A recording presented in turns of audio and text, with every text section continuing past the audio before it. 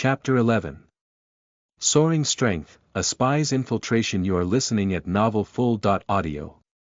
Chapter 11.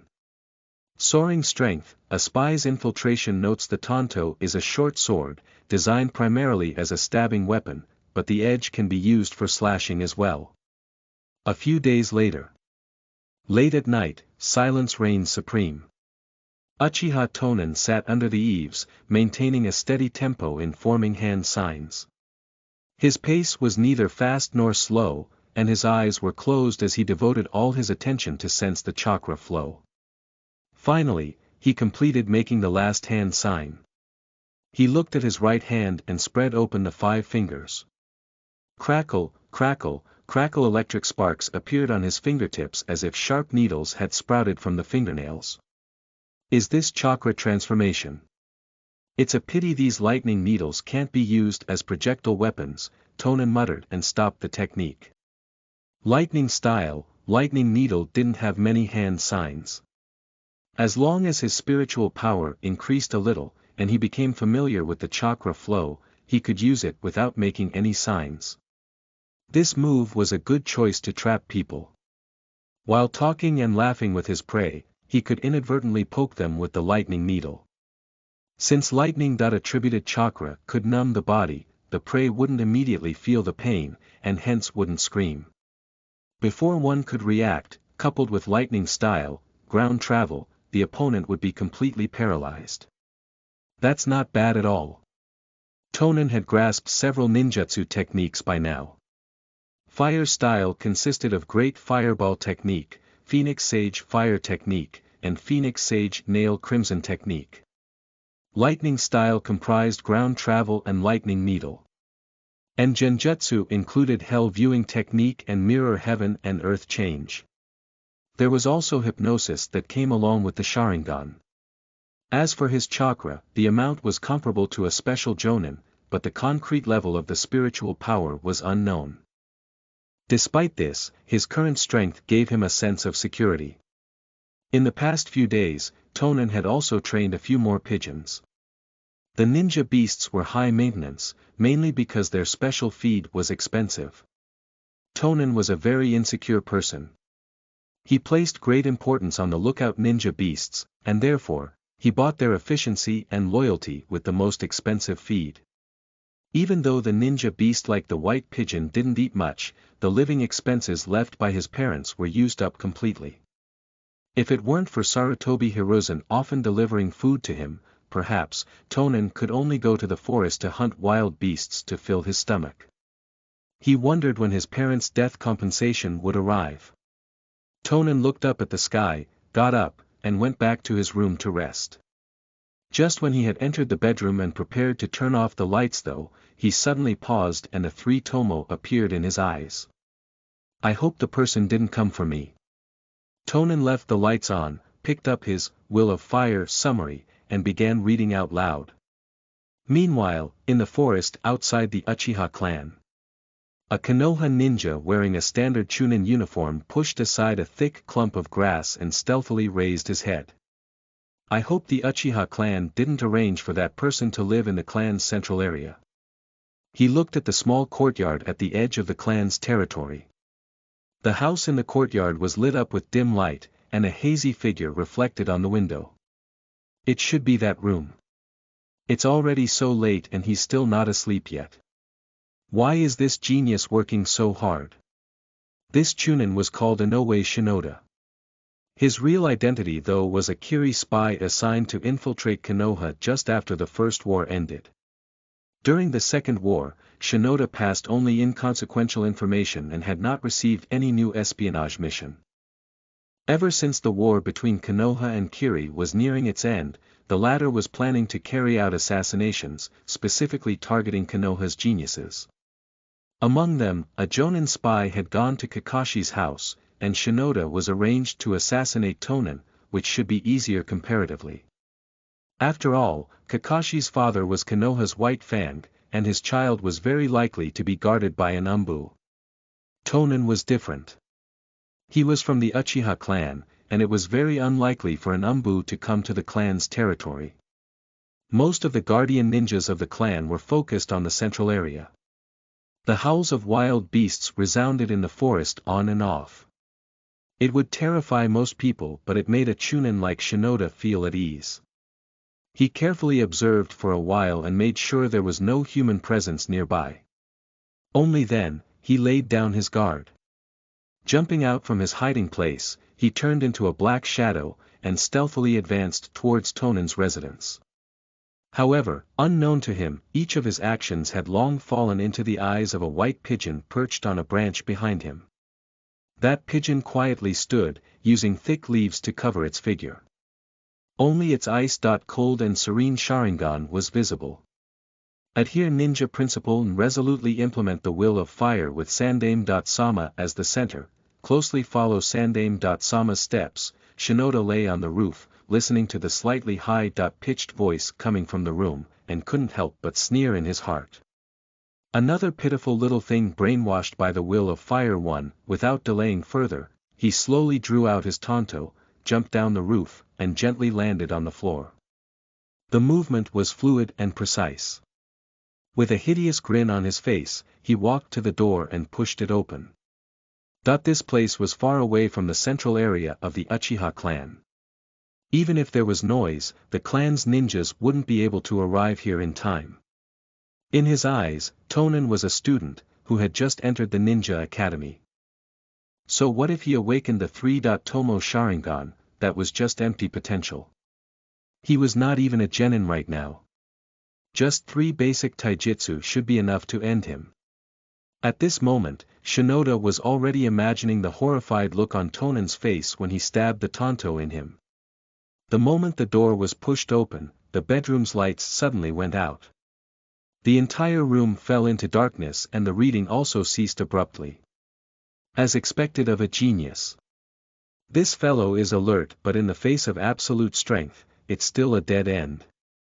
Shinoda held the tanto tightly and entered the pitch-black room, step by step. Drip, drip. His ears moved as he heard water dripping from the kitchen tap. He subconsciously felt irritated, but this mission was very important. Therefore, he didn't focus on these trifles. He could vaguely make out the room layout in the dark. With his gaze firmly locked on the bedroom door, he walked over and slowly turned the doorknob. Little devil, say goodbye to the world. A cruel smile appeared on his face, as he suddenly pulled open the door. His right hand had raised the tanto high, ready to split open Tonan, whom he imagined putting on a desperate struggle. However, no one. Shinoda was shocked. Standing in the doorway, he didn't move. He began thinking about where Tonan could be hiding. From what he could, the bedroom's layout was very simple. Except for the closet, there was nowhere to hide. If it were me, I would have hidden by the door. Using the blind side for cover, I would launch a surprise attack from the flank as the enemy walked in. But this little devil is still a student after all. If he is not being too bold, he should be hiding in the closet. Shinoda put himself in Tonan's position and thought for a while. He took a deep breath, calmed his heart, and listened attentively. Years of being a ninja had made him accustomed to being cautious. If Tonan was hiding by the door, then he might suffer a surprise attack, even if the kid's sneak attack was very unlikely to succeed. What he needed to do now was to locate the sound of his breathing and determine the position, thereby killing his target in one move. Drip, drip. Other than the dripping water sound, there was nothing. As expected of a genius. Did he see through my intentions? But that's also useless. You can't hold your breathing forever. I'll just wait until you can't hold your breath. Shinoda's eyes flashed with a playful smile as if he was mocking Tonan's foolish response. Drip, drip. Time slowly ticked by. Shinoda seemed to have turned into a top hunter's incarnation, calmly waiting in the dark for his prey to give itself up. A suppressed exhaling sound finally came from the closet. Chapter 12. Multiple Genjutsu Spy Elimination. You are listening at novelfull.audio. Notes. Scrolls have multiple purposes in ninjutsu. Apart from recording information, being used in battles for different jutsu, they can also be used as storage space. The instant the sound was heard, Inoue Shinoda's body turned into a black shadow as he lunged at the closet with his tanto. The tanto's blade pierced straight through the closet, but he didn't hear the muffled grunt he was anticipating. What's going on? A trace of doubt flashed past Shinoda's eyes. His opponent was in the closet, but since he heard no grunt, it could be a sign of Tonen's willpower and endurance to bear the pain. But even the texture of what his blade hit did not feel right. In the next moment, the room was suddenly lit up, and a gentle voice emerged from behind Shinoda. A guest. Would you like a cup of tea before you leave? Shinoda turned around sharply, only to see Tonen in a white shirt, wearing a pair of gold-rimmed glasses as he sat at the living room table, calmly looking at him. A light aroma of freshly brewed tea was in the air, and wisps of smoke were rising from 2 cups on the table. Shinoda was astounded. But then, he heard the sound of dripping water again. From the corner of his eye, he glanced over at the kitchen sink. The faucet wasn't dripping. Raising a brow, he formed a seal and said viciously, "You little brat. Did you think such a low-level genjutsu will work on me? Go and practice some more in hell." The chakra in his body began to flow rapidly. Genjutsu, release. In the next instant, the genjutsu lifted, and everything before Shinoda's eyes changed. He found he had already opened the closet door, and his tanto was pointed right at Tonen's neck while the latter trembled, covering his blood. Dripping 3 Tomo Sharingan. Did the genjutsu turn against you? Poor kid. Shinoda smiled cruelly. He was angry at himself for being caught up in his opponent's genjutsu, but seeing Tonen suffer from the backlash, lifted his mood again. What a genius. To think he managed to trap him in a genjutsu. Too bad his skills were still lacking. Shinoda stabbed his blade, piercing through Tonen's neck, blood splattering everywhere. Having completed his mission, he pulled it out, prepared to leave this place as soon as possible. Just at this moment though, the lights came on, and the same scene unfolded again. A guest. Would you like a cup of tea before you leave? Impossible, I've already broken your genjutsu. Shinoda subconsciously retreated a few steps. Drip, drip. Glancing at the faucet again, Shinoda saw no water coming out of it at all. This damned kid.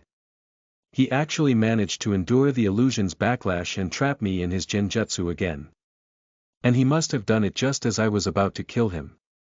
Looks like his will to live is very strong. But it's meaningless now. Shinoda figured everything out in an instant and immediately controlled the frightened expression on his face, once again forming a seal. Genjutsu, release. The entire room was plunged into darkness once more. Before Shinoda could even take a breath, the lights turned on again. Only this time, it wasn't Tonen sitting in the living room. It was an Uchiha Jonin. Shinoda had met this Jonin before. He was one of the leaders of the Konoha military police force. There was seemingly a smile on the Jonin's face as he looked at Shinoda, the 3 Tomo spinning in his eyes, asserting great pressure on him. You managed to break my genjutsu. Not bad. As a Konoha genius, how can there be no one protecting Tonen? Who are you? The Jonin asked as stood up from his seat, looking down at Shinoda with an arrogant gaze. As if this man was nothing in his eyes. There was cold sweat running down Shinoda's forehead and his right leg twitched uncontrollably. How is this possible? No wonder everything was so strange. Was I caught in the genjutsu as soon as I entered the house? That must be it. After all, it's an Uchiha Jonin's genjutsu. It was already a lucky fluke to be able to break it. No. What if this is also an illusion? Holding a trace of hope, Shinoda quickly turned his eyes to the kitchen faucet.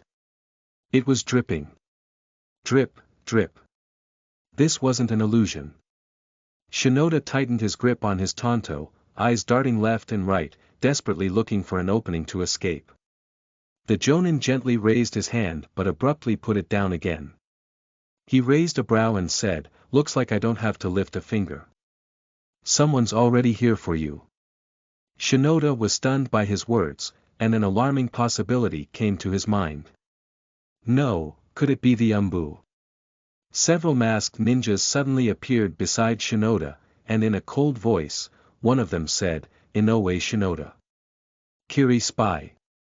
Your companion who was tasked to assassinate Kakashi has already been eliminated by the Umbu. Do you want us to kill you here, or will you cooperate and come with us for interrogation?" Did he fail?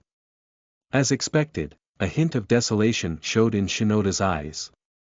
He was only a Chunin, and to be surrounded by several Jonins. Unable to withstand the pressure any longer, Shinoda's hands powerlessly fell to his sides, the blade dropping to the ground. In the next instant, his vision went dark. What's going on? Why are they switching off the lights? Shwik-a kunai pierced through Shinoda's heart, causing blood to splatter. He fell to the ground, confusion filled in his eyes. In the last moments of his life, his vision gradually blurred. In the darkness, he vaguely saw a pair of bright three-tomo Sharingan. Shwick shwick shwick stabbing several times, Tonin ensured his visitor was dead before turning the lights back on. The reason why his genjutsu was so strong was that he inherited his parents' and his clansmen's abilities. With this much chakra reserve, the room could be constructed in just a short amount of time. It wasn't that Shinoda was unable to break his jutsu. It's just that as soon as Shinoda began circulating his chakra to do so, Tonin threw him off guard, giving him the illusion that he had returned to reality. BDNV, the sound of dripping water was merely a psychological trick. The tap was not dripping from the very beginning. And, at the very last moment, he performed the hell viewing technique that dug out the deepest fears in a person's heart. The last time Shinoda saw the dripping faucet, he was convinced he was out of the genjutsu. Tonin went back to his bedroom and took out the only scroll in the house, enclosing the corpse into it. He then turned on the kitchen faucet, taking a wet rag to clean up the blood from the floor. He also washed his hands and his kunai with soap to get rid of the odor. After putting his blood-stained clothes into the washing machine, he changed into a fresh white shirt. As for destroying the body, there was no need for that. Being someone on Sarutobi Hiruzen's side, he had nothing to fear as long as he didn't cross the line in Konoha. Not to mention this was an enemy spy. He might even be rewarded for killing him. It wasn't a ridiculous idea to be able to kill a Chunin alone using genjutsu with his three-tomo Sharingan. There was nothing he had to hide. Of course, he couldn't hide it even if he wanted to. This guy had a companion. Once the interrogation department looks through his memories, everything will come to light. Grabbing the scroll, Tonin headed for the Hokage residence. Chapter 13. Handing over scroll, showing affection. You are listening at novelfull.audio. Notes. Hokage residence is a large mansion occupied by the Hokage during their tenure and is located close to both the academy and Hokage Rock. Shinobi is synonymous with ninja. Over time, Kiri was known as the Village of the Bloody Mist because, in the Kiri Academy, graduating students had to fight to the death. Only survivors could advance to ninja ranks. Kyumo is the hidden village in the Land of Lightning, one of the 5 great shinobi countries of the ninja world. Wearing a white shirt and gold-rimmed glasses, Uchiha Tonin walked down the silent street with the scroll in his hand. He had barely moved a few steps when an Umbu appeared in front of him. Looks like you're safe. An enemy spy has appeared in the village. The situation is urgent, so please follow me to the Hokage residence. It was rare for the Umbu member to speak so much at once. His eyes also subconsciously fell on the scroll in Tonin's hands. He could guess what was in it. For such a young ninja to be able to kill a Chunin, he truly was a genius. The Umbu was aware of Tonin's value in the Hokage's heart. Having guessed his strength now, he did his best to soften his tone while speaking to him.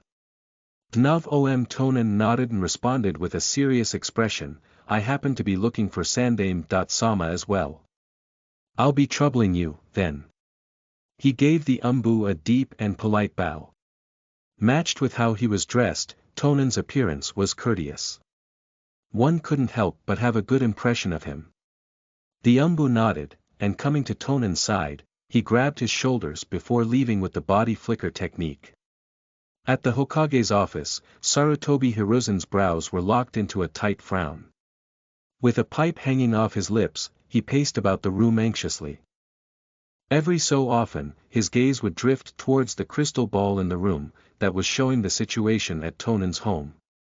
Hiruzen was resting at home when the Umbu urgently reported about an enemy spy breaking into the Hitaki residence to assassinate Kakashi. The spy did not expect Hitaki Tsukumo to have returned earlier that evening. Tsukumo cut all 4 of the assassin's limbs the moment he stepped through the doorway. The Kiri spy was then rushed over to the Konoha interrogation room by an Umbu before the information was extracted out of him through various methods. As soon as the Umbu learned about a Chunin spy targeting Tonen, one of them immediately left for Tonen's house while the other rushed over to the Sarutobi clan's territory. Hiruzen used the crystal ball to observe the situation in Tonen's house once he was in office. But the ball could only view up to the boundary and not inside the residence. This was also the reason why in his free time, Hiruzen could only peek at the open air. In fact, even before Hiruzen arrived at the Hokage residence, Tonen had already left the Uchiha territory and was on his way. Hokage-sama, Uchiha Tonen is here. Just as Hiruzen was feeling overwhelmed by anxiety, the Umbu's voice sounded beyond the door. Come in, quickly. The door to the Hokage's office was pushed open. He saw Tonen running in excitedly, looking straight at him with awe. Those eyes were filled with reverence and familiarity. Hiruzen looked the boy up and down and breathed a sigh of relief when he saw no sign of injury on his person. He asked, My child, are you all right? It was fortunate such an excellent and faithful tool was unharmed. It would have been a big loss otherwise. When Tonen heard this, his eyes seemed visibly moved. He smiled, Sandame-sama, no need to worry about me. I've already killed the spy. My apologies, your rest was disturbed for such a trivial matter. Tonen bowed deeply before presenting the scroll to the Hokage. Taking it off his hands, Hiruzen was even more satisfied with the young Tonen.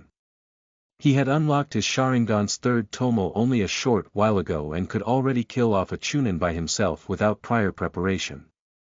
His innate talent was simply fantastic. A perfect tool. How did you manage to kill this Kiri Chunin? Hiruzen casually asked as he put the scroll down on his desk. Succinctly recounting the affair, Tonen replied, I confused him with Genjutsu. Hiruzen nodded. A 3-tomo Sharingan Genjutsu was indeed powerful. It appeared that Tonen's aptitude for this was particularly high. Else, he wouldn't have been able to fight a Chunin using Genjutsu after having awakened the 3rd tomo only recently. Hiruzen summoned an Umbu and passed the scroll to them. He returned to his seat and gestured for Tonen to sit across from him. Since you're fine, why don't you just stay here for a while? The Umbu is yet to fully ensure no fish has slipped our net. I'm very worried about your safety, Hiruzen said with an anxious look. Tonen was hesitant. But Sandame-sama, it's already so late. If you don't go back and rest, how will you have the energy to work tomorrow? Hiruzen laughed and waved his hand, I'm fine. You can rest here on my desk. You also have school tomorrow. Tonen shook his head, and repeated, No, Sandame-sama. I've already rested enough. I think it's better if you go and rest for a while instead. But, Hiruzen looked at the serious look on Tonen's face and nodded amiably. All right, then, I'll rest for a while. You should rest, too. Yes, only then did Tonen nod his head in agreement. Sitting across from each other with a desk in between, Tonen watched Hiruzen closely. His stare made Hiruzen feel a little uneasy. Embarrassedly, he urged Tonen to rest soon before putting his head on the table, pretending to sleep. After some time had passed, Tonen slowly got up and walked to the shelf. He picked up Hiruzen's Hokage robe and draped it gently over his shoulders. Then, he returned to his seat with a resolute expression, prepared to defend against any unlikely attack. This little guy's not bad. Tonen had already practiced these skills to perfection in his previous life. And, its effects were good. At the very least, it was very effective on Hiruzen. 2 hours later, Hiruzen pretended to have just woken up. Coincidentally, the Umbu also arrived right at that moment. Reporting to Hokage-sama, here is the report from the interrogation office. He handed a scroll to the Hokage. To be able to extract information out of someone even after their death. Seems like I'll have to be cautious with whatever he does in the future. Reminded of this technique, Tonen's mind was spinning, but the reverent expression on his face looking at Hiruzen did not change even for a second. The Hokage opened the scroll and looked through it to make sure there were no other Kiri spies in the village before ordering, send Tonen back so he can have some rest. While you're at it, stay and watch over him in the shadows for a while. Yes. Hearing this, Tonen stood up and bowed towards Hiruzen. I will take my leave then. Sandaime-sama, you should also hurry back and get some rest. Yes, yes. I'll go back and rest now. Hiruzen saw the boy off with a smile. After Tonen left, the smile on Hiruzen's face disappeared. He walked to the window, looking into the distance, and said to himself, they're even tossing away their spies now. Looks like this war is really coming to an end. It was already year 42 in Konoha. 5 years had passed since the Second Shinobi War. Ever since the Kyumo shinobi infiltrated into Konoha to kidnap Uzumaki Kushina, several other shinobi villages had been making moves in the shadows again. Many wars had broken out in the small buffer states between the 5 great shinobi countries. In particular, after the implementation of the Bloody Mist policy in Kiri, it was like the entire village had become manic. They continually harassed the buffer states bordering the Land of Fire and the Land of Water. But after years of fighting, it finally was time for Kiri to stop as well. Otherwise, sparks would fly. It wouldn't take too long then for the Third Great Shinobi War to happen. Chapter 14. Establishing Public Persona, War Ends. You are listening at novelfull.audio. The next day, Uchiha Tonen arrived at the Ninja Academy, wearing a white shirt and gold-rimmed glasses. Although someone attempted to assassinate him yesterday, he also received a very useful piece of information. Hatake Tsukumo was back. In other words, his next target had appeared. Tsukumo committed suicide in Konoha when he was 44 years old. There was over a year left for this. As long as he gained Tsukumo's acknowledgement, Tonen was confident of surviving the dangerous Third Great Shinobi War after Tsukumo's death. How many Chunin parents would have to be sacrificed to attain a Kage-leveled powerhouse's abilities? As soon as he stepped foot in the classroom, Tonen attracted the female students' gaze. The classroom was filled with love-struck exclamations. It had to be said that Uchihas had good genes. In terms of appearance, they were rarely inferior to others. Obito was perhaps the only exception. The reason why Tonen did not attract such amorous reactions in the past was that his simple clothes failed to highlight his best qualities. In fact, according to his true character, he didn't want to be so high-profile. However, there was nothing he could do about it at the moment. He must establish a public persona. When an average person suddenly obtains formidable power, some changes would come about. For instance, among the Uchihas many were innocent and polite in their childhood, but once they became stronger, they would consider themselves very important. Inadvertently, they would become arrogant and haughty. Tonen couldn't use these characteristics as his public persona though. A deeply brainwashed person who stood on Sandaime Hokage's side must be different from other clan members to some extent. It would be best if he ran in the opposite direction. Gentle, refined, elegant, cultured, and easygoing personas were the most suitable. Any character was manifested through appearance, words, and actions. The appearance was the most important among these. The first impression tends to set the label. Everyone, good morning. Tonen greeted the female classmates, whose eyes had turned into hearts, with a modest smile. He walked to his seat with a calm look and casually unbuttoned his collar. Gudong, the classroom was filled with gulping sounds. Do all children mature so early in this world? Tonen thought this, but his expression didn't change. Treating everyone around as air, he browsed through the textbook, preparing for class. His eyes were focused and serious. This pose increased Tonen's charm by several levels. Ding! Gained Hyuga Chirio's acknowledgement. Suddenly, the prompt woke Tonen up, and a small arc appeared on the corners of his mouth. Sure enough, this works. Gaining emotional acknowledgement by relying on my charm is also a good way. Tonen turned his head and looked behind him. He saw a little girl wearing a white dress secretly observing him, using her textbook as cover. Seeing Tonen turn in her direction, she quickly covered her face with the textbook, much like a frightened rabbit.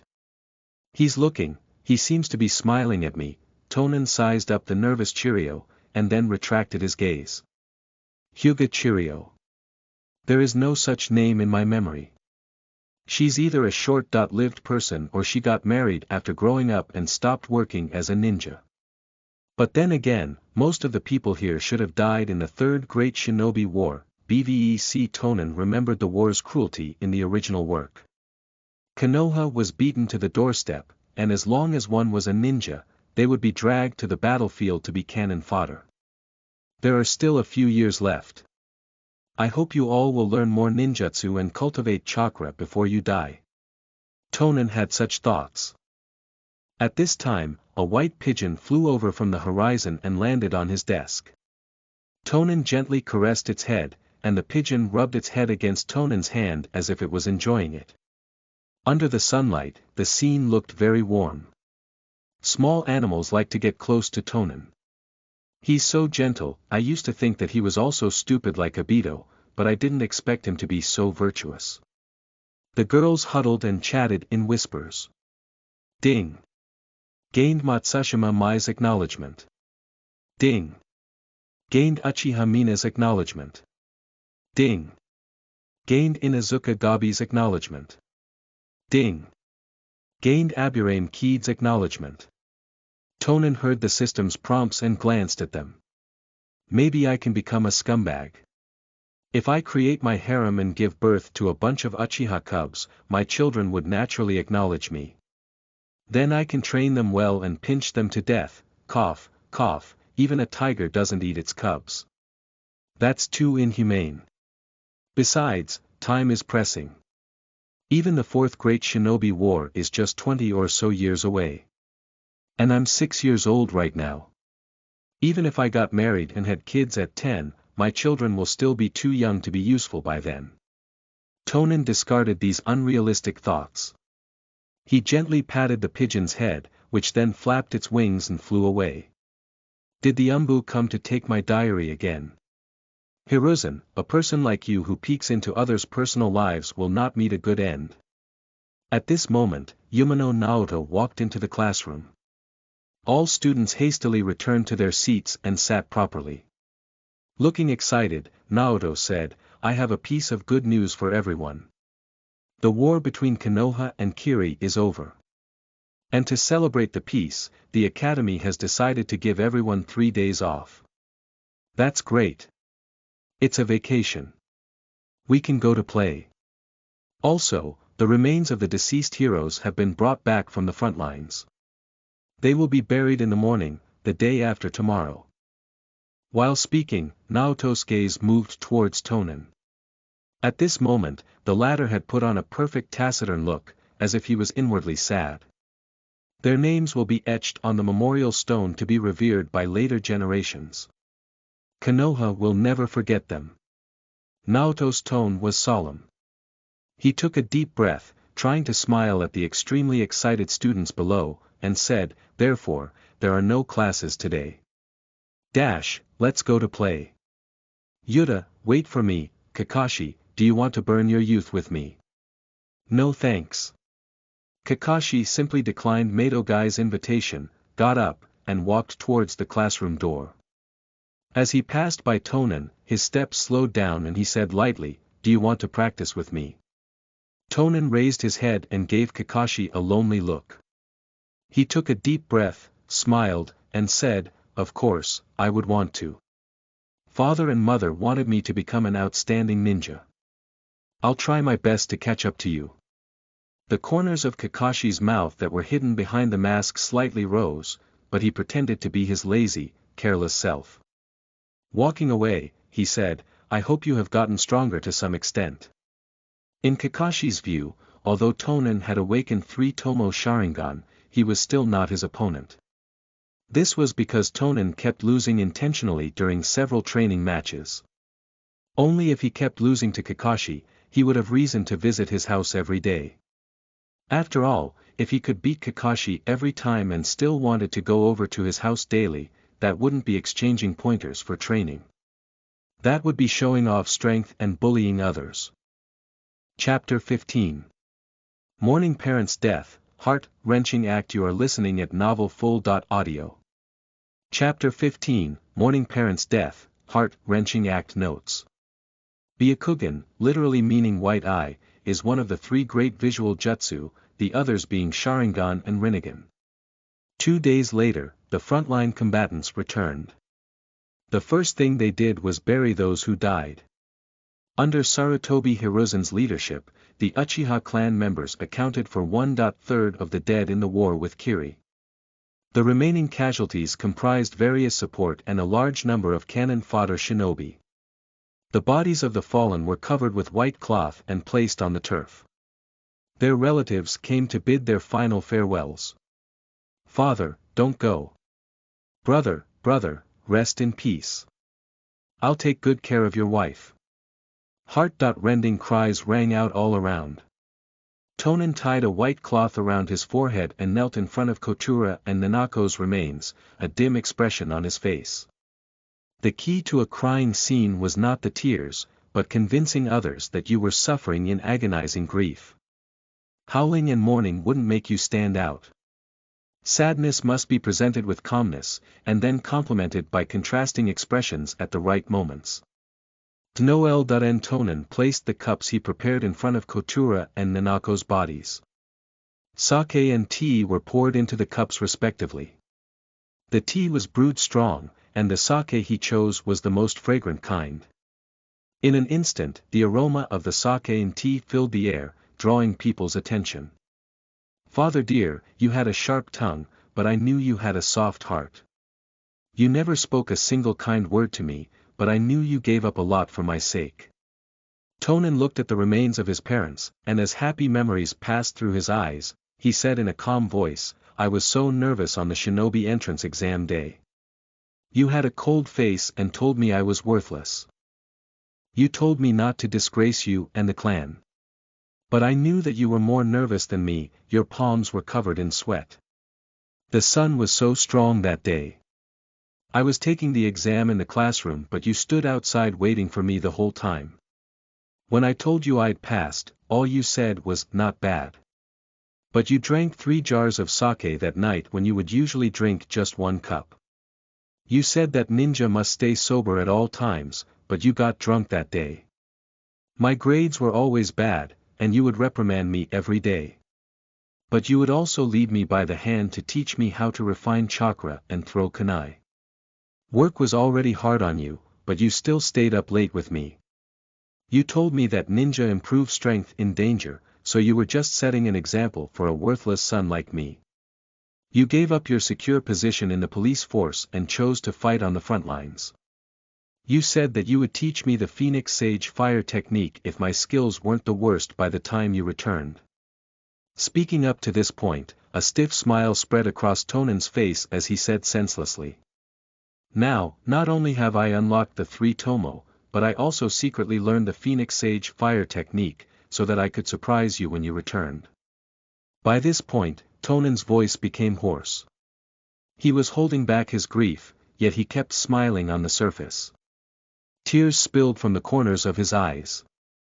Wiping it off, he stood up and began forming hand seals. The people around him shifted their gaze towards him. His hands moved so fast, it only left afterimages behind, and he quickly finished the last seal. Fire style, Phoenix Sage fire technique. A loud and hoarse shout followed. Several fire serpents shot out from Tonan's mouth towards the sky, colliding together. The commotion diverted people's attention to him. After the Phoenix Sage fire technique was completed, Tonan's hands weakly fell to his side, and he spoke with a dejected expression, "I won't ever get to hear you call me trash again, so let me have my first and final drink with you." Tonan raised his head and downed the bottle of sake. Tears and liquor streaks met at his chin before flowing down his neck, soaking his shirt. Those who came to mourn were moved. Even those who were crying their hearts out earlier felt their loss was nothing compared to Tonan's. Uchiha Fugaku was standing among the mourners. At this moment, he too was also looking at Tonan. He said, "To think the clan actually produced such a genius and even one that cherished his family so much. He should have received the clan's nurture and care, but his heart went with the Hokage instead." The more Fugaku spoke, the worse his expression became. He was unhappy with the senior clan member's behavior. The great elder beside him watched Tonan's performance with a deep gaze and whispered, "Don't let his looks throw dust in your eyes. This boy's abilities are far above ordinary men's. If he can be nurtured, he can lead Uchiha back to the war day's glory." Fugaku looked at the great elder with surprise. He moved his gaze back at Tonan, observing the boy more carefully this time. He said with doubt, "But when I'd just returned, I heard some clan members talk about him. They mentioned the great elder smiled and patted Fugaku's shoulder. He said, "Don't mind what they say, Fugaku. You'll see for yourself in the future." Fugaku nodded. He chose to believe the highly revered great elder's words. The elder always had a good eye for people. Tonan's performance was not over yet. After all, both his parents had died, he couldn't generously pour his emotions only to his father. It was his mother's turn now. "Dear mother, you've always..." Kakashi and Tsukumo stood a short distance away, watching Tonan quietly. "Kakashi, Tonan is a trustworthy companion. You should cherish this bond." "I understand," Kakashi answered curtly, pretending to not care, but his eyes that were looking at Tonan showed his worry. Ding! Achieved Hatake Kakashi's acknowledgement. Tonan, who was deep in his act, suddenly jerked. Kakashi. He had a long life, but his strength in the later stages was only so. He wasn't a good target. What was he even worth? Tonan shook his head inwardly. To him, Kakashi was no different from bland food. But he had no idea when he might obtain Tsukumo's recognition. There were only a dozen or so people where the Hyuga clan's fallen members were placed. Hyuga Chirio was kneeling in front of a body, her eyes lost in thought. Since she was far from the center, she hadn't seen Tonan's act. Her father was a scout shinobi who died on the battlefield at the very beginning of the war. But till now, no one informed her. Chirio's father, a special genin, wasn't very talented. The Hyuga clan would not send their elite to a war of this small scale. Instead, they would toss out the cannon fodder like her father to serve as scouts. The strong ones from the main house enjoy a comfortable life, while the weak in the branch houses are sent to die. Why protect such a dirty clan? Chirio muttered with her head down. Reaching through the long bangs covering her forehead, she gently touched the caged bird mark. A frenzied glint emerged in her eyes, bereft of any of her former pity and tenderness. In the next moment, blue veins bulged on her face. She had awakened her Byakugan, but no one noticed this because the view was blocked. After the burial, All the ninja who participated in the war and the relatives of the fallen came to the memorial.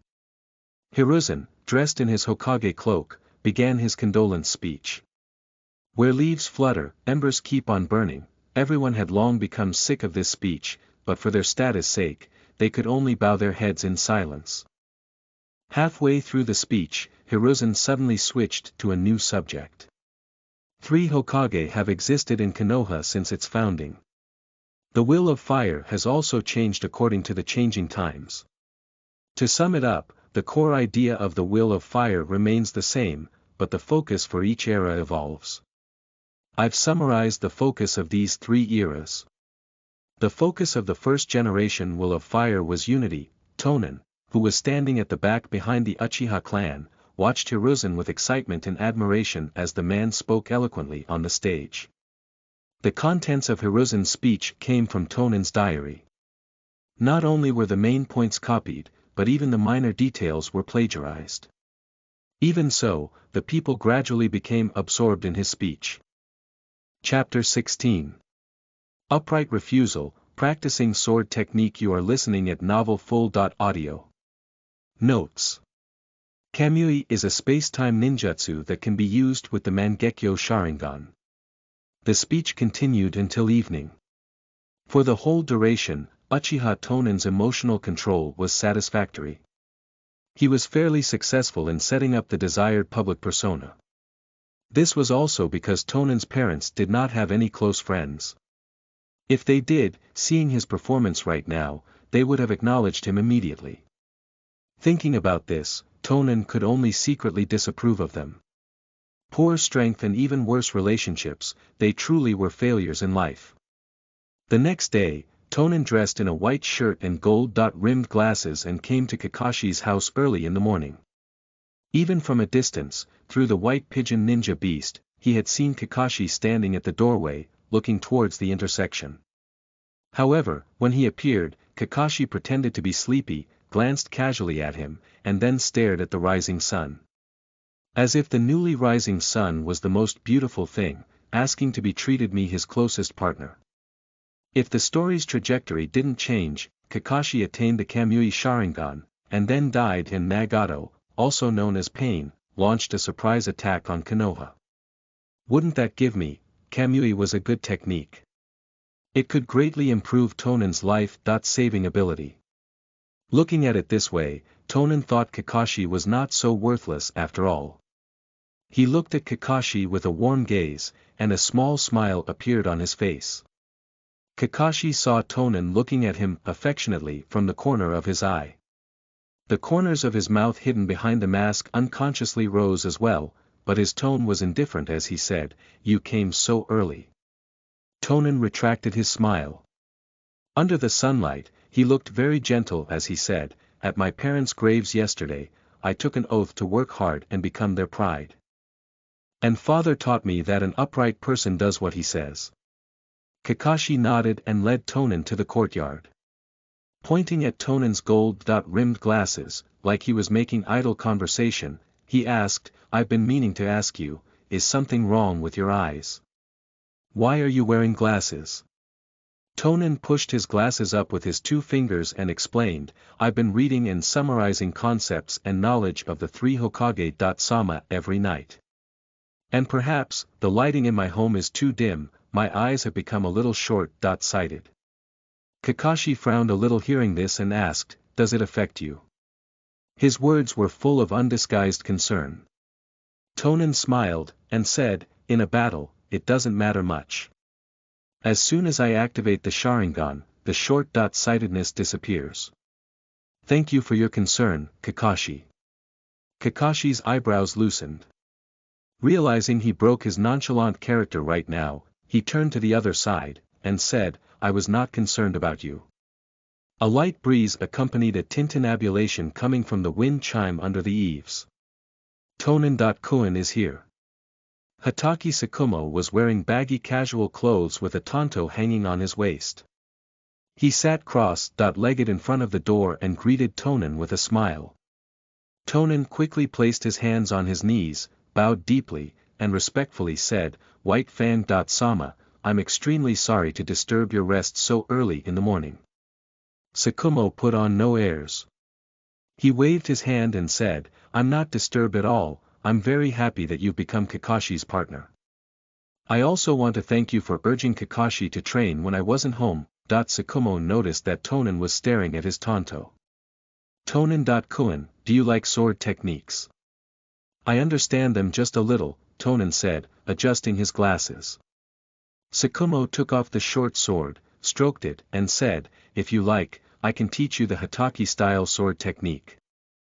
Tonen shook his head and said solemnly, no, one must not accept undeserved emolument. More importantly, from the name alone, this technique must have been handed down in your family.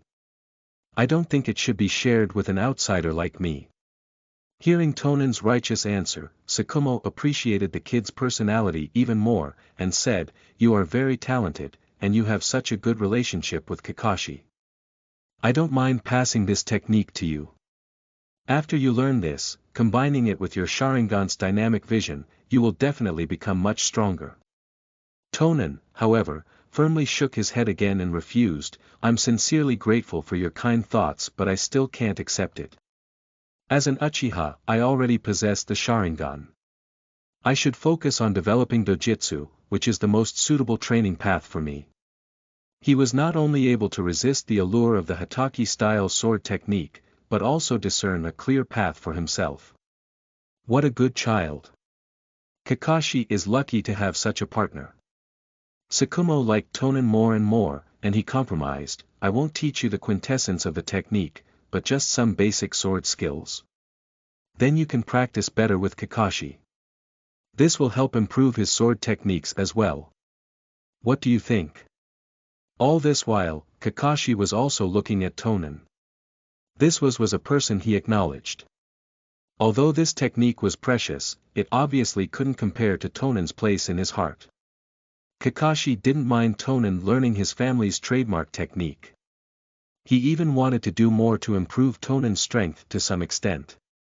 Looking at Tsukumo's kindness and Kakashi's eager gaze, Tonen reluctantly agreed, fine, many thanks, White Fang-sama. Learning the Hataki-style sword technique now was also a good idea.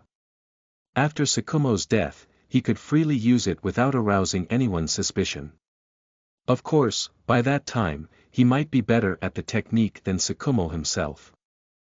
Both of you come with me. Now that Tonen was on board, Tsukumo led the two kids to the backyard to start teaching the sword techniques. This was a first for Kakashi as well. Tsukumo gave them both a short wooden sword and began to teach from the very beginning. The Hataki-style sword technique originated from the ancient samurai, and it's divided into 3 steps. The first step is to learn the basics of slashing. This process requires intense training to turn the sword into an extension of your limbs. The second step is to learn various confrontation skills, and use your sword to deal with different kinds of enemies. This requires actual combat training.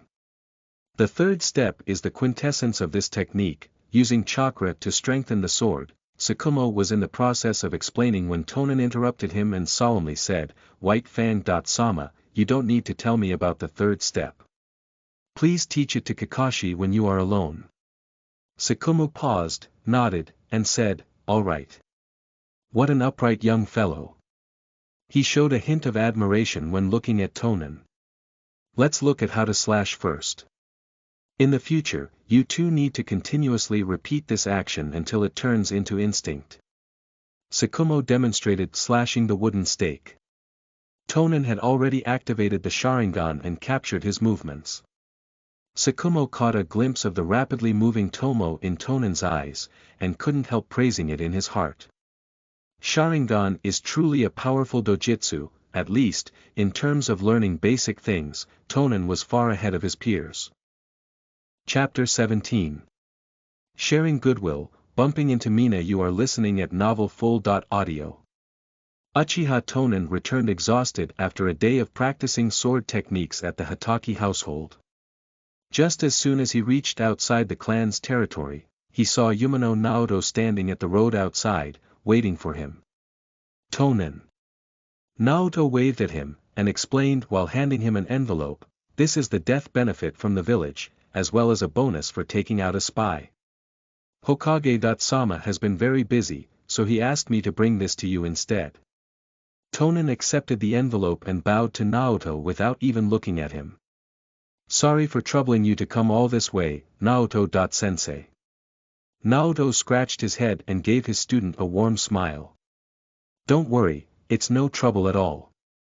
You, on the other hand, it really was something to take down a shinobi spy all by yourself, Tonen. It was no big deal." Tonen shook his head. Naoto was happy with Tonen's behavior but also very concerned. He asked, "You look tired. Did you just come back from training?" Tonen nodded, and said, "Yes, I was fortunate enough to get some pointers from Tsukumo-sama. It was a rewarding session." Konoha's white fang. To receive even his recognition, Tonen's aptitude may be greater than I expected.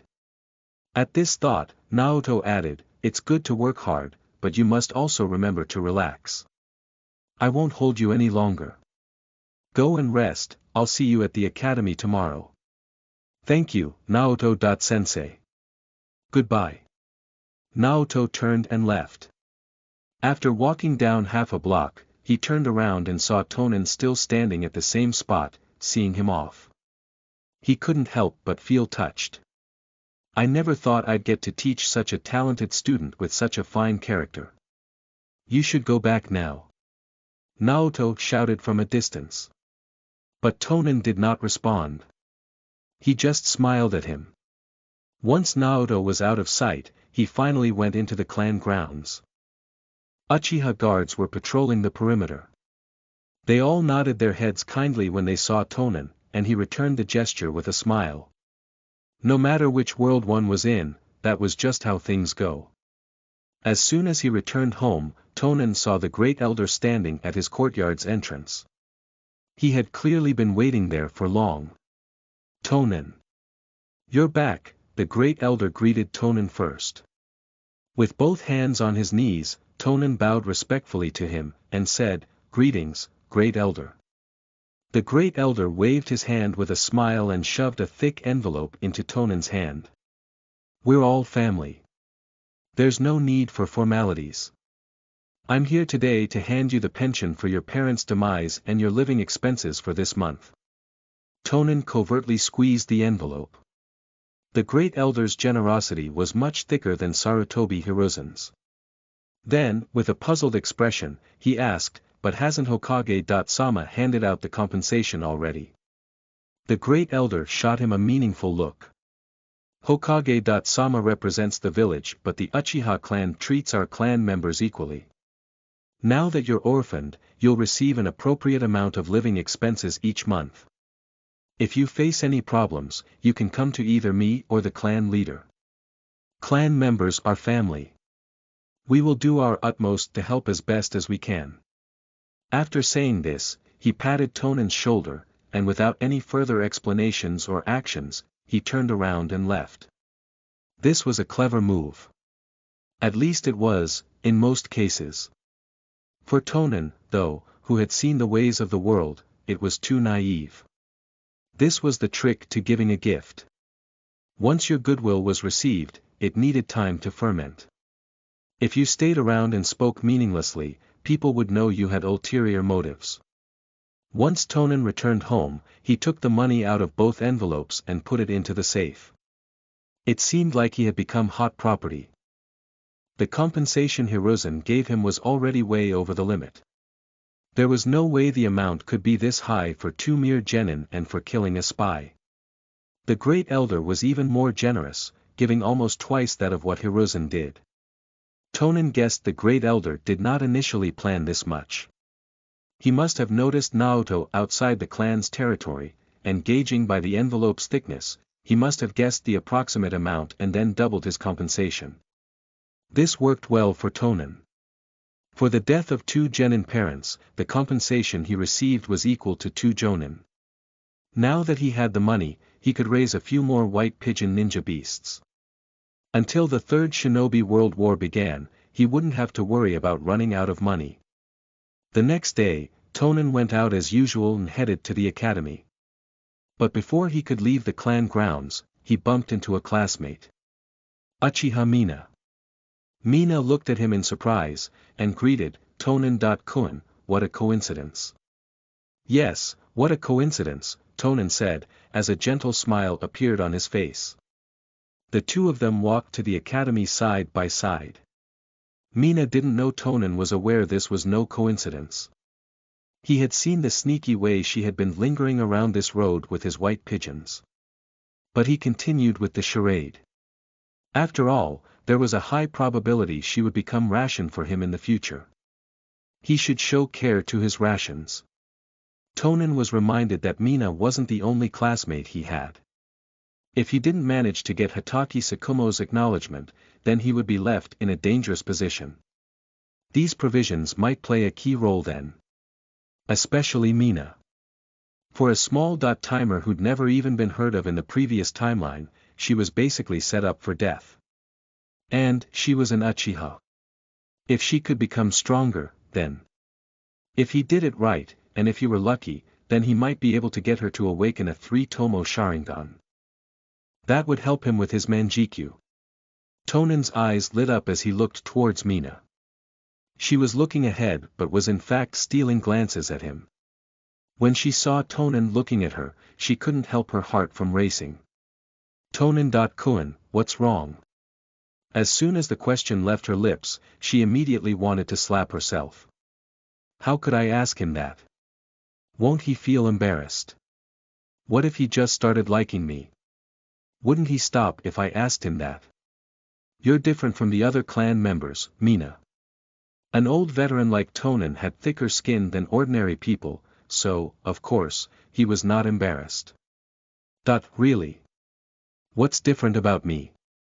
Mina felt fuzzy inside, a hint of blush appearing on her cheeks. Other than Obito, the other clan members I've met are all too arrogant. You're different. I knew you have a lively personality but I didn't expect you to have such a cute side as well. Tonen spoke lightly with a smile as if he were merely stating a fact without any intention of flattering her. The two of them chatted as they walked. Just like the young couple in the previous life. Chapter 18. Hyuga Chirio, Dinner Invitation. You are listening at novelfull.audio. In the classroom, because of her father's death, Hyuga Chirio sat alone in her seat, looking depressed.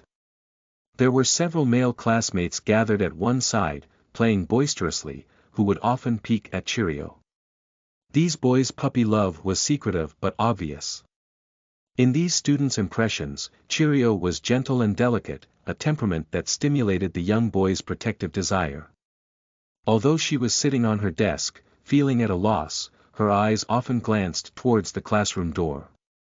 I heard Tonen.kun's parents also died on the battlefield. He is an orphan like me. We are the same, bang. Two boys who were making a ruckus fell on the ground, one holding the other down. Do you give up or not? No, give up or not. Chirio, Asuma said he likes you. No. I didn't. Asuma immediately got up and looked at Chirio, not knowing what to do. She gave him one glance and buried her head in her arms. She is shy, does she like me too? Asuma stood there in a daze, letting his imagination run wild. When our son grows up and awakens the Byakugan, should he belong to the Sarutobi clan or Hyuga? Just at this time, Tonen and Mina walked in, side by side. A sudden hush spread across the classroom, and after a short pause, erupted into roars. The boys were hooting as if the two had just gotten married. Mina had no intention to refute. She just shyly lowered her head. This gave everyone, even the ones who were teasing casually, the impression that the two genuinely had an affair. Tonen smiled warmly, neither admitting nor denying as well, and greeted everyone, "Good morning, everyone." Amid the hullabaloo, only Chirio stared fixedly at the duo. Her hands clenched tightly, and she was screaming in her heart. No, Tonen.kun and I are the same. He can only be mine. He hasn't admitted to anything, he doesn't have any feelings for Mina. And Mina, if you dare to rob my Tonen.Kun, ferociousness flashed in her eyes, and it just happened to be caught by Asuma, who had been staring at her. Cheerio, what's wrong? He asked with concern. Could it be that you don't agree with our son belonging to the Sarutobi clan? The morning passed by quickly. In almost every break, Mina took the initiative to come over and chat with Tonen. Sitting at the back, Cheerio stared at them every time. It was as though someone was taking something that belonged with her. Only in the break before the last afternoon class, Mina did not come over. Tonen was not interested in playing with his classmates. He would rather sit on his seat and study theory lessons of the higher grades. Suddenly, a figure appeared beside him. Holding a book in her hands, Cheerio was nervously looking at Tonen, and said, Tonen.Kun, I didn't understand what sensei taught in the previous class. Will you explain it to me, please? Classmates are supposed to help each other. Come, sit down. Tonen smiled and patted the seat beside him. Cheerio nodded and took the place. Tonen slightly leaned over and helped her open the book. She could smell the faint soap scent coming from his shirt and her mind instantly buzzed. In the previous class, Sensei talked about placement methods for explosive tags and how to activate them remotely. Tell me what part you didn't understand. Tonen's gentle voice pulled her back to reality. But she was completely distracted just now and had not heard a word of what he said. She stammered, there's nothing to be ashamed about. Don't you understand any of it? Tonen leaned closer, pointing at the book's content, and said, it doesn't matter. I will tell you from the beginning. If you don't understand, I can repeat it. Don't worry about me. Just tell me if something is confusing. Cheerio murmured an assent, her face red like a ripe persimmon. The essence of explosive tags, the effect of moisture on explosive tags, behind those two, Mina watched this scene with anger, secretly clenching her fists. Despicable. This bitch pretends to be weak and delicate usually, but now, she dares to seduce Tonen.Kun. He is pure-hearted. But if I create a fuss now, he will think I'm causing trouble. I have to stay calm. He doesn't like violent and haughty girls. I almost fell into this bitch's plot. After a while, the class bell rang.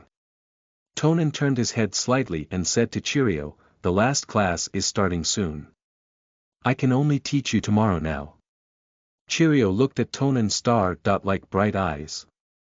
Half-infatuated and half-intoxicated, she said, thank you, may I treat you to a meal to show my gratitude. Tonen paused, and said with a bright smile, but I'm going to Kakashi's house to train with him after school. I might be a little late for dinner. No problem, I will wait for you. Fine then, but even without this, you don't need to feel you owe me anything. I just want to thank you. What does Tonen.Kun want to eat? I eat everything. Why don't we eat ramen? It's economical and delicious. Alright, Cheerio nodded, took her books, and got up to leave. Just as she turned around, she saw Mina standing behind. Mina had no expressions on her face but her gaze was one that only women could understand. Cheerio understood it instantly. Mina was warning her. With Tonen present here, both of them had to keep their calm. But that did not stop them from silently clashing with their eyes. Mina returned to her seat. She had heard Cheerio's dinner invitation, and couldn't wait to teach her a profound lesson. After school, Mina wanted to ask Tonen to return home together but Kakashi destroyed her plans. Are you coming with me, or, Kakashi gestured lazily with his head. Although he had not paid attention to what happened today, he had still observed a few things. Kakashi felt Tonen was being amicable with his classmates. Those girls were pestering him on their own accord. Because he had his share of similar experience, which annoyed him very much, he felt Tonen should be in the same situation. Therefore, the question was just rhetorical. Of course, I'll come to your house to practice. Where else could I go? Tonen pretended to be puzzled as he asked. Kakashi nodded hearing this, and the two of them left the classroom, side by side. Chapter 19. Catfight, Fragile Axe Exposed. You are listening at Novel Full. Audio. After school, Hyuga Chirio dashed home. After all, she was going out on a date with Tonen, she had to dress up. Uchiha Mina, meanwhile, went to the ramen shop, where this date was to take place and lay in wait. She was going to teach Chirio a lesson. In the blink of an eye, it was evening. At Kakashi's home. Tonen's 3 tomo turned in his eyes. Suddenly leaping, he nimbly dodged a hand reaching out under his feet. He pretended to gasp on the surface as he looked at Kakashi, who had emerged from the ground. Kakashi. Your double suicide decapitation technique is getting better. I almost couldn't dodge it. Even though the two of them were sparring with the Hatake clan's sword techniques using wooden swords, as shinobi, nothing restricted them from using ninjutsu during these sessions. Tonen humbly smiled, and continued, compared to you, I'm much worse. Other than the Sharingan, I have got nothing. Let's stop here today though. I've promised Chirio I'd have dinner with her. Kakashi nodded and walked Tonen out. After leaving the Hatake household, Tonen headed for the rendezvous point at the ramen shop. A few white pigeons, perched in the bushes not far away, took flight and began scouting the route for him. There was hardly any danger in Konoha, much less during the day. But Tonen never had much sense of security. These white pigeons were therefore rarely idle. Chirio was walking along a shopping street with great anticipation. At home, she took a good bath before changing into a pair of new clothes. Her pace was slow. This was a road that one had to take while walking from Kakashi's home to the ramen shop.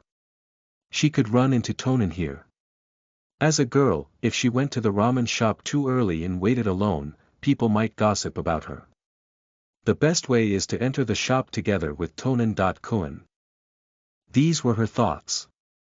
However, just as she reached the street's corner, a thin hand emerged beside her and pulled the confused Chirio into the alley. Thud. Caught off guard, Chirio lost her balance and fell to the ground. Her new clothes were soiled.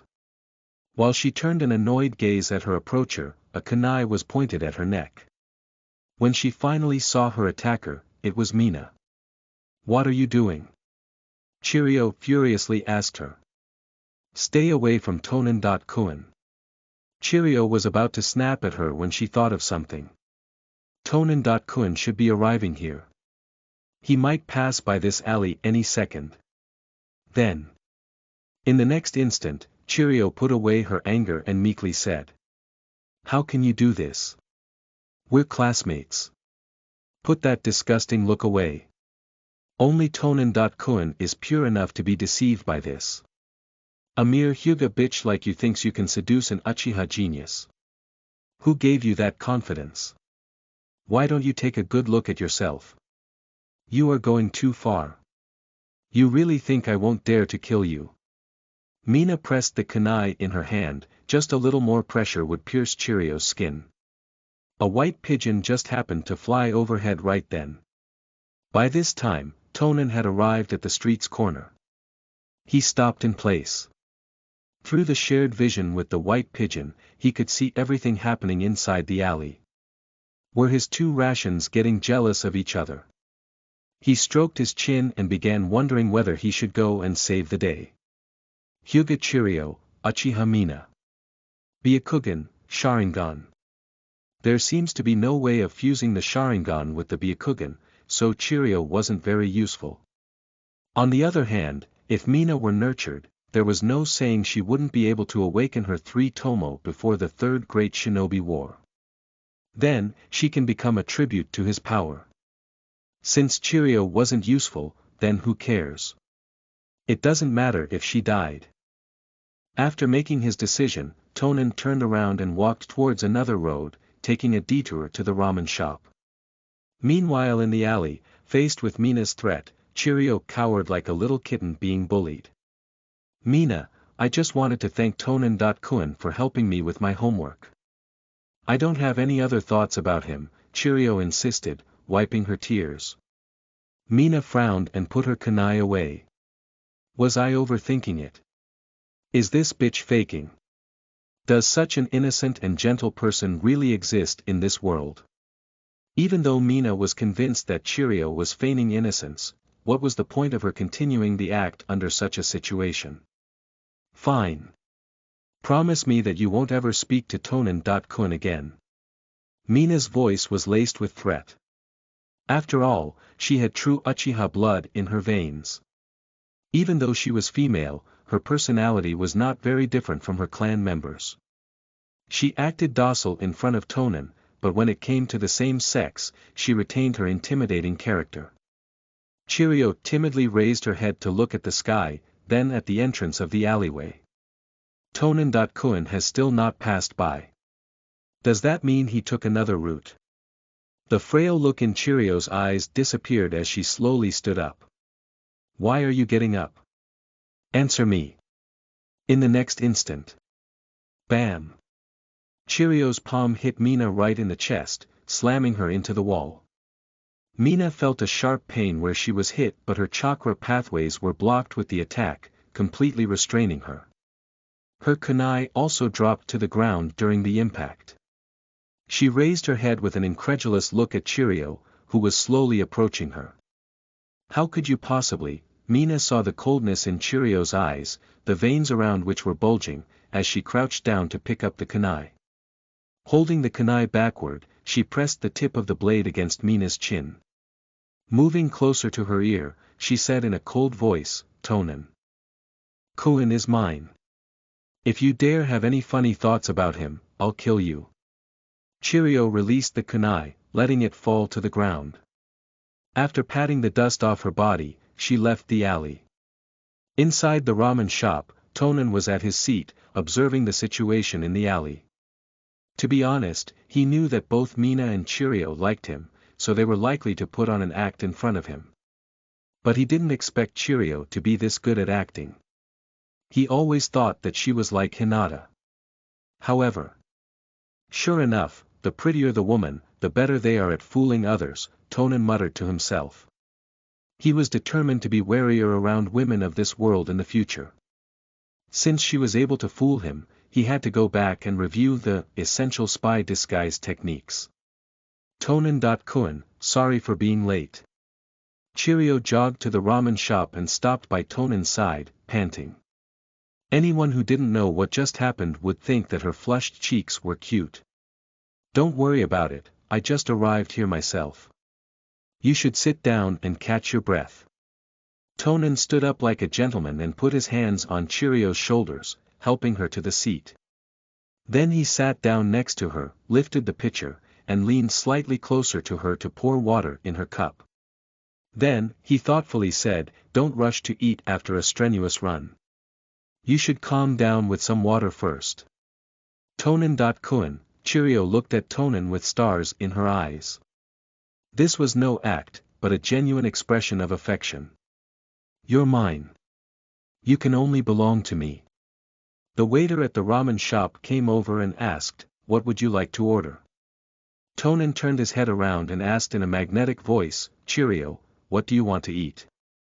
Looking at Tonen's eyes that were looking right back at her, and listening to his deep voice, Chirio felt light-headed as if she was intoxicated. I'm fine with anything. Tonen nodded. I've eaten here several times with my mother when I was younger, so I'll order for you. Chapter 20. Guiding Mina, The Power of Love. You are listening at novelfull.audio. The next day, Uchiha Tonen arrived at the academy early. He didn't meet Uchiha Mina along the way. Presumably, yesterday's face-off with Hyuga Chirio dealt her confidence a huge blow. But that had nothing to do with him. If possible, he hoped she would be shamed into training harder. It would be even better if she awakened the Sharingan. He had barely entered the classroom when he saw Chirio supporting her face with her hands and staring shyly at him. Tonen immediately nodded warmly at her. Mina, who was sitting at her desk, saw this and gritted her teeth. She was trembling with anger. During the break after every class, Chirio seized every chance to go over to Tonen's side and asked him to help with her schoolwork. Tonen wouldn't refuse the approach of his ration. It seemed that in this love triangle, the other two considered him as the harmless prey. As for who was the game and who was the hunter, no one would know until the last moment. After school, Chirio had no reason to pester Tonen. After all, everyone knew that his time post-school belonged to Kakashi. But on the way to the Hitaki household, Mina caught up with them. Tonen and Kakashi turned around at the same time. "Mina, did you need something?" Tonen adjusted his glasses and asked gently. She took a deep breath, looked straight into his eyes, and said, "I want to become stronger, can you guide me in my training?" "Troublesome." Kakashi shrugged his shoulders and muttered. He then said to Tonen, "I'll go ahead to train and wait for you." After Kakashi left, Tonen stared at Mina seriously and said, "We are all classmates. We should help each other. I'd be very happy to help you in your training." Mina bowed and said, "Thank you, Tonen." Tonen nodded, then stroked his chin and said, "It's just that I have to practice with Kakashi every day after school. So, every day after dinner, I'll guide you for an hour at the clan's northern training ground. Does this work for you?" Mina nodded and agreed. "Alright then, I'll leave now. See you on the training grounds at night." Tonen turned around to leave. But Mina called out to stop him. He paused and asked with a puzzled look, "Was there something else? Do you like Chirio?" Mina stared at Tonen with bated breath, waiting for his reply. "What kind of like do you mean?" "It's like between a boy and a girl." Tonen just smiled, shook his head, and said, "Why would you think so? I see Chirio as a younger sister. Moreover, we are still very young, how can we fall into things like puppy love? That's wrong." Puppy love.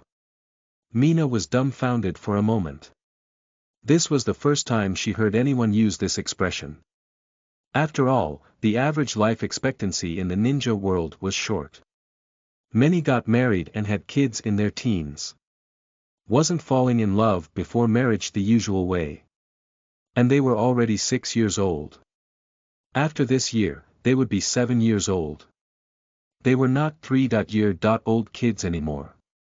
What was wrong with falling in love? Absolutely nothing at all. But as long as Tonen said he had no intention of a romantic relationship with Chirio, Mina's goal was achieved. She was suddenly full of energy. She smiled at Tonen and said, "Never mind, see you on the training ground at night." Tonen headed to the northern training ground after dinner. At this moment, the sky had already darkened, marked with a few stars. Ding!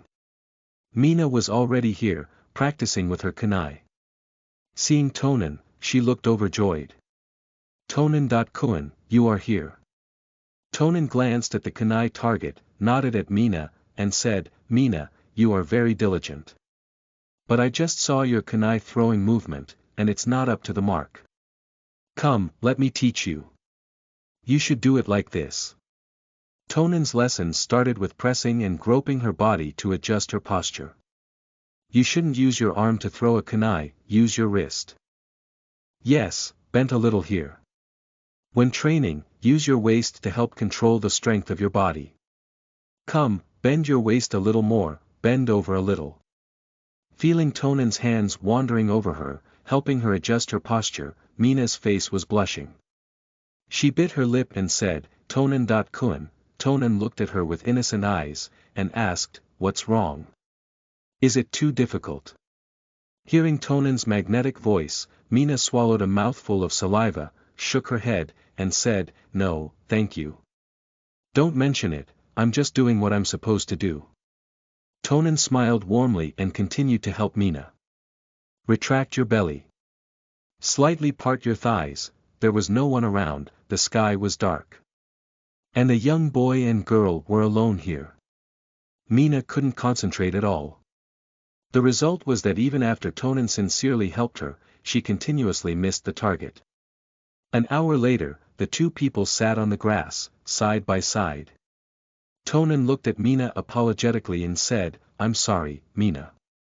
I might be teaching it all wrong, and made you waste an hour." Facing Tonen's apology, Mina immediately got flustered and said, "No, Tonen.Kuen's teaching is very good. I was getting distracted during the training. Perhaps, it's because I'm too tired these days. I'll be fine in a few days." Tonen stroked his chin and seemed to suddenly realize something. "Is that the case? Then you should rest." Listening to Tonen's caring words, Mina couldn't help feeling sweet in her heart. She moved her but slightly towards Tonen. They were closer now. Worried that Tonen would notice her actions, she quickly looked for a topic and said, "Tonen.Kuen, I heard a clan member say that you unlocked the Sharingan because someone important to you passed away." Tonen looked up at the stars and said in a deep voice, "Yes, I awakened the Sharingan because my brother Tenno.San was killed by a fellow clan member. As for the three Tomo, it was after father and mother died on the battlefield." Mina stared at Tonen's side profile and said in a daze, "That was harsh. My parents died in the last war but I was still very young at the time. Also, my talent is inadequate. I guess it will be very hard for me to awaken the Sharingan." "Not at all, I believe you can awaken it." Tonen hastily lowered his head and looked back into Mina's eyes. Her heart trembled, and as if she was caught doing something wrong, she lowered her head and said, "Unlocking the Sharingan needs strong hatred. But it seems I can't awaken it even with that kind of emotion." "Wrong." "Huh?" Mina looked at Tonen in confusion. Tonen said in all seriousness, "The awakening doesn't rely on hatred. But everyone in the clan says so." Mina was puzzled. After all, the Uchiha clan had existed for so many years, and everyone had figured out the conditions to awaken this dojutsu. However, today, Tonen said that this method was wrong. She saw Tonen adjusting his glasses and speak in an inexplicable tone, "Uchiha is a family of love, and the power of love will always be stronger than that of hatred. If you have someone you love and protect, but your strength is not enough, our bloodline gives us the power to awaken our eyes. It is so that we can protect those we love." Love. Mina's mind was already spinning. Tonen nodded and said, "That's right. Because I loved Tenno.San, father, and mother, when my strength was not enough to protect them, the Uchiha blood in me fueled the power to awaken my eyes and protect them." Mina vaguely felt that something didn't add up in this, but she couldn't put her finger on it, and it did sound reasonable. Half believing, half doubting, she said, "But I don't understand love." Suddenly, Mina felt a hand around her shoulder. Looking up, she saw Tonen patting her with a smile. "I'll help you find a way. I will do my best to make you feel the power of love, all right? Is Tonen.Kuen confessing his love to me? What am I thinking? Tonen.Kuen is obviously thinking about helping me awaken the Sharingan. But to awaken, I need to feel the power of love. How can I feel this love?" While she was thinking, she felt a slight squeeze on her shoulder, and her heart trembled. She lowered her head and let out an inaudible murmur. "I seem to have already felt it." The night curtain had fallen. In the darkness, Tonen's deep gaze looked down at the girl in his embrace, and the corners of his mouth rose slightly. It was true that hatred awakened the Sharingan. But the ultimate hatred was birthed from love. "Don't fail to live up to my good intention, Ration."